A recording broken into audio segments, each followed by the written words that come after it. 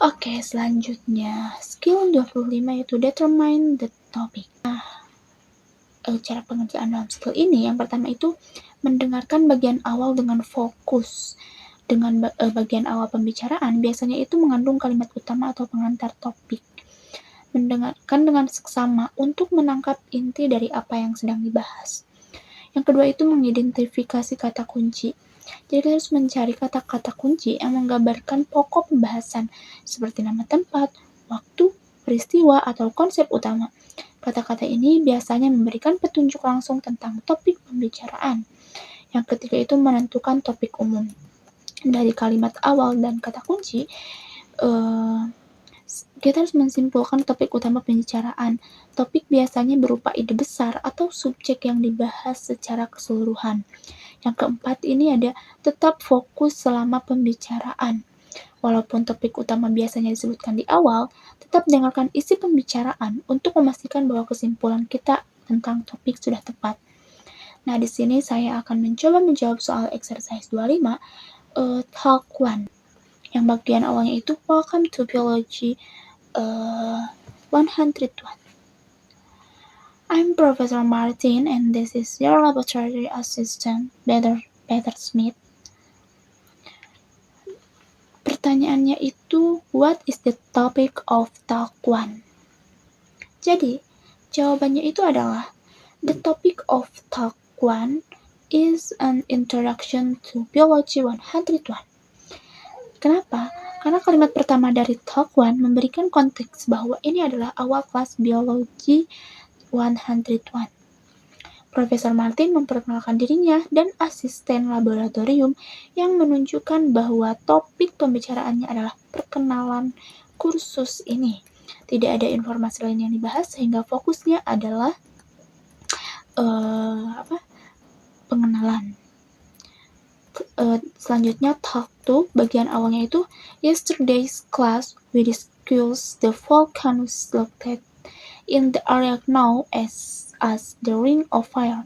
Today we are going to discuss the volcanoes of Hawaii, which are quite different from the volcanoes in the Ring of Fire. Jadi, si pertanyaannya itu, what is the topic of talk 2? The topic of talk 2 is the volcanoes of Hawaii and their difference from those in the Ring of Fire. Karena kalimat awal talk 2 menunjukkan bahwa pembahasan sebelumnya adalah tentang gunung berapi di Ring of Fire. Namun, pembicaraan dengan jelas menyebutkan bahwa fokus pembahasan saat ini adalah tentang gunung berapi di Hawaii yang memiliki karakteristik berbeda dari yang ada di Ring of Fire. Hal ini menunjukkan topik utamanya adalah gunung berapi di Hawaii dan perbandingannya dengan Ring of Fire. Selanjutnya adalah skill 26, yaitu raw conclusion about who, what, when, where. Jadi ini tuh kecil beda ya sama yang tadi kita bahas. Nah, jadi tujuan dari skill ini adalah untuk membuat kesimpulan tentang siapa, kapan, di mana, dan apa yang sedang dibahas dalam pembicaraan berdasarkan informasi yang kita dengar. Ya kan, gak jauh beda, kayak sama gitu. Jadi ini adalah cara pengerjaannya, yaitu fokus pada konteks pembicaraan di awal audio. Nah, kalimat pertama dari pembicara biasanya memberikan informasi penting yang bisa membantu kita menentukan siapa pembicara, di mana pembicara berlangsung, kapan itu terjadi, dan apa yang sedang dibahas. Yang kedua itu, perhatikan kata kunci dan petunjuk spesifik. Siapa yang berbicara atau who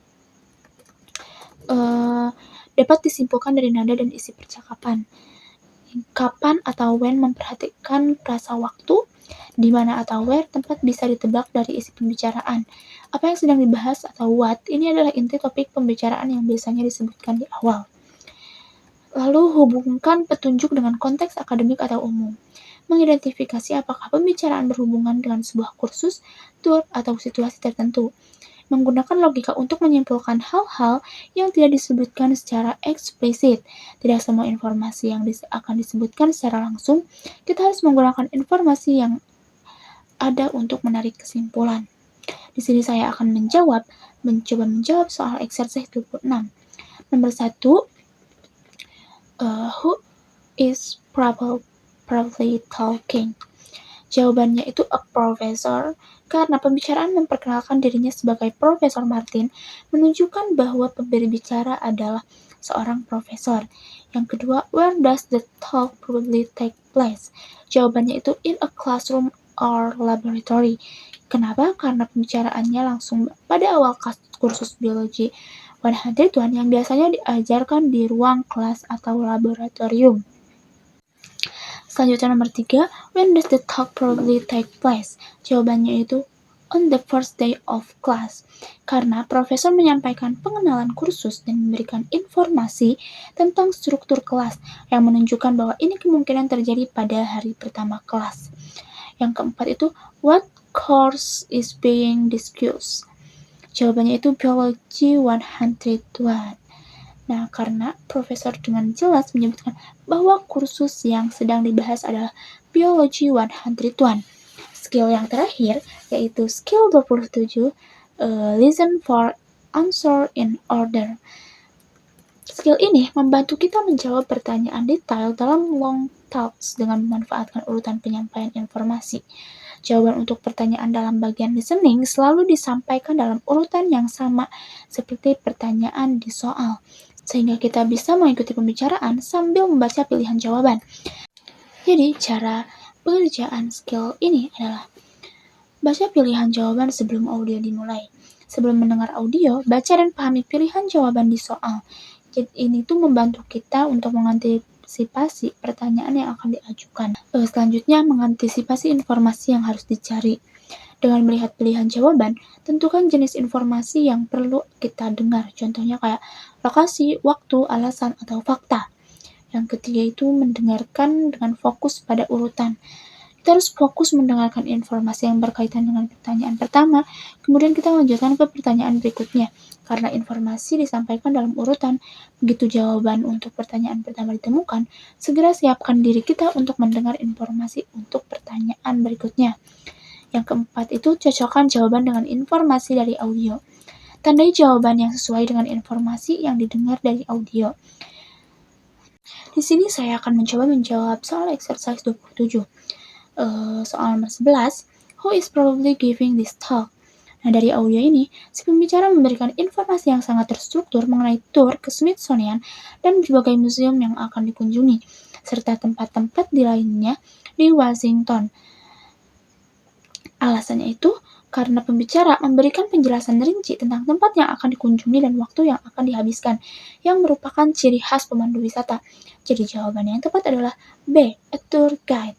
Nah, selanjutnya soal nomor 12, how many items are on exhibit in the Smithsonian Museum? Dalam audio, si pembicara menyebutkan bahwa ada lebih dari 60 juta item yang dipamerkan di museum-museum Smithsonian. Si pembicara ini mengatakan more than 60 million items, yang berarti jutaan dan jutaan item.